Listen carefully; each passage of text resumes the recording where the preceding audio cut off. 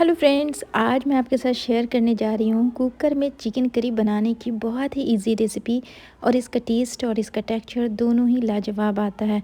तो फ्रेंड्स, ये रेसिपी बहुत इजी है और बहुत सिंपल है, स्पेशली बिगनर्स के लिए। इसमें ना आपको चॉपिंग करनी है और ना आपको कोई भी चीज़ को ग्राइंड करना है। तो चलें फ्रेंड्स, बिना टाइम वेस्ट किए आज की बहुत ही टेस्टी चिकन करी को हम बना लेते हैं, वो भी कुकर में। तो इसके लिए हमें पहले थोड़ी सी प्रिपरेशन करनी है, तो चलिए देख लेते हैं। तो फ्रेंड्स, आज की जो चिकन करी है ना, उसे मैं 1 केजी चिकन के साथ बना रही हूँ। तो 1 केजी चिकन के लिए मैंने यहाँ पे 6 प्याज लिए। तो प्याज की जो कटिंग है ना फ्रेंड्स, वो हमें रफली काटनी है, यानी एक प्याज के 8 टुकड़े करने हैं या फिर आप 6 टुकड़े कर ले। तो मैं यहाँ पे एक प्याज के 8 टुकड़े कर लेती हूँ। तो आप इस तरह बहुत ईजिली इसकी कटिंग को कर सकते हैं। तो फ्रेंड्स, मोस्टली जब हम चिकन बनाते हैं तो सबसे ज़्यादा मेहनत वाला काम रहता है प्याज की कटिंग।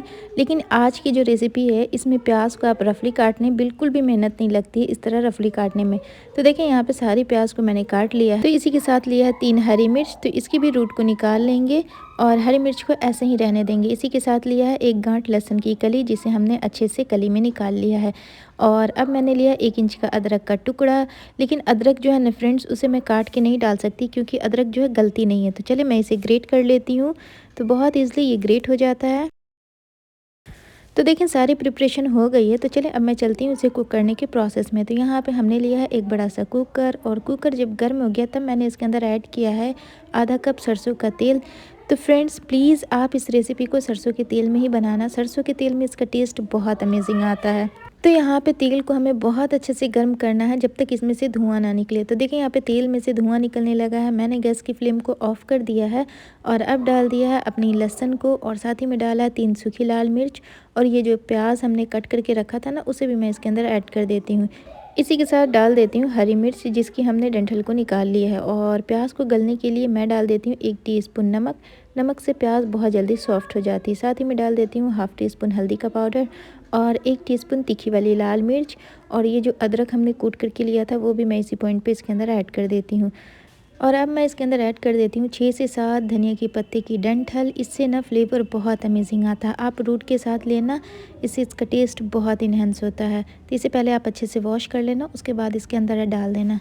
फिर सारी चीज़ों को अच्छे से मिक्स कर ले, और मिक्स करने के बाद चले अब मैं गैस को ऑन कर देती हूँ।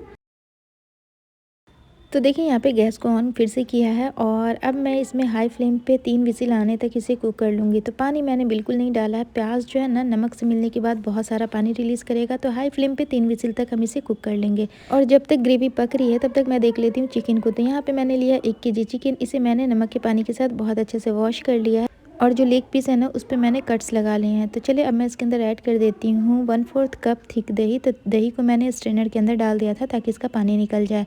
और दही डालने के साथ ही मैं इसके अंदर ऐड कर देती हूँ फिर से 1 टीस्पून नमक। तो नमक केयरफुली डालिएगा क्योंकि मैंने प्याज के अंदर भी डाला है।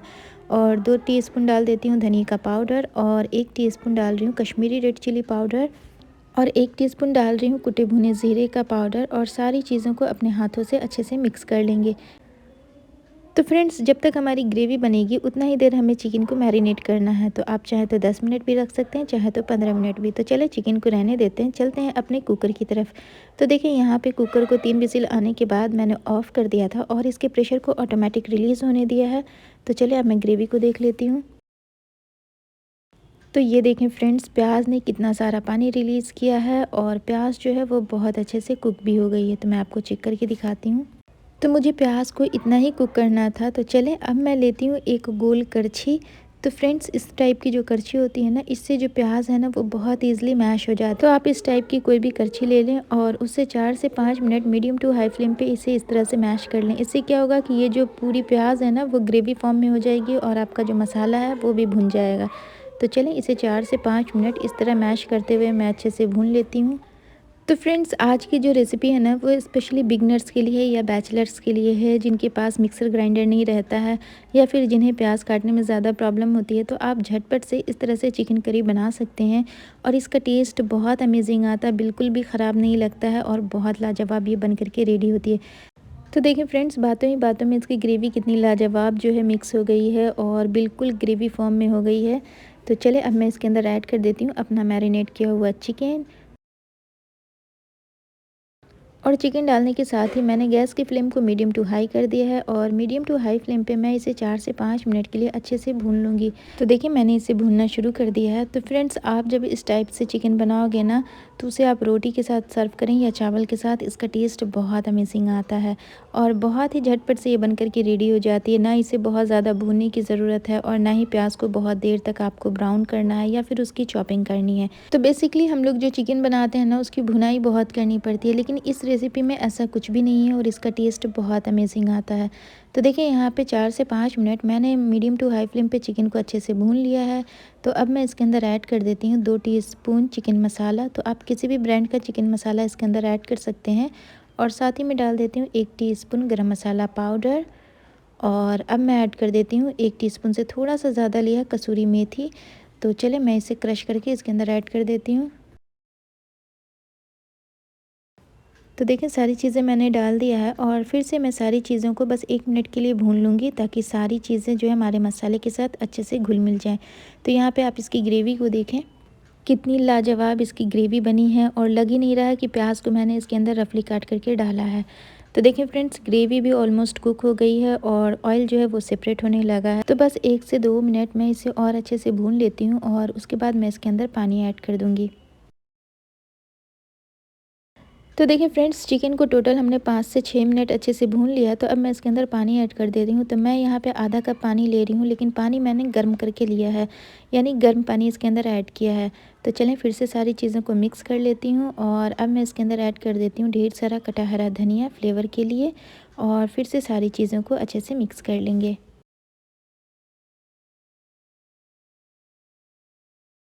तो यहाँ पे सारी चीज़ों को मैंने अच्छे से मिक्स कर लिया है। तो अब मैं इसकी लिड लगा देती हूँ और हाई फ्लेम पे 2 विसिल आने तक इसे कुक कर लेंगे और 2 विसिल आने के बाद हम गैस की फ्लेम को ऑफ़ कर देंगे और इसके प्रेशर को ऑटोमेटिक रिलीज़ होने देंगे। तो देखें 2 विसिल आने तक मैंने हाई फ्लेम पे इसे अच्छे से कुक कर लिया है और इसके प्रेशर को ऑटोमेटिक रिलीज़ होने दिया है। तो ये देखिए हमारा चिकन बन कर के रेडी है और सारा ऑयल जो है वो ऊपर आ गया है और चिकन भी बहुत अच्छे से कुक हो गया है। तो चलें मैं इसे थोड़ा सा मिक्स कर लेती हूँ। अगर आपको ऑयल ज़्यादा लग रहा है तो आप ऑयल ऊपर से निकाल सकते हैं और फिर किसी भी सब्ज़ी में एज ए तरी इसे यूज़ कर सकते हैं। तो देखिए हमारा चिकन जो है वो बहुत अच्छे से कुक हो गया है। तो चलें मैं इसे सर्व कर लेती हूँ। तो फ्रेंड्स, मुझे उम्मीद है आज की कुकर वाली चिकन करी की रेसिपी आपको ज़रूर पसंद आई होगी और जब भी आपको जल्दी में चिकन बनाना हो तो आप इस मेथड को ज़रूर ट्राई करें। बहुत ही डिलीशियस इसका टेस्ट आता है और बहुत अमेजिंग बनती है और इसकी सबसे अच्छी बात यह है कि ये बहुत कम टाइम में बन करके रेडी हो जाती है। तो फ्रेंड्स, प्लीज़ आप इस रेसिपी को एक बार ज़रूर ट्राई करना और अपना फीडबैक मुझे कमेंट में ज़रूर बताना कि आपका चिकन कैसा बना था। तो फ्रेंड्स, उम्मीद करती हूँ आज की ये रेसिपी आपको बहुत पसंद आई होगी। अगर पसंद आई है तो प्लीज़ लाइक करें, कमेंट करें और हमारे चैनल को सब्सक्राइब करें। वीडियो देखने के लिए थैंक यू सो मच।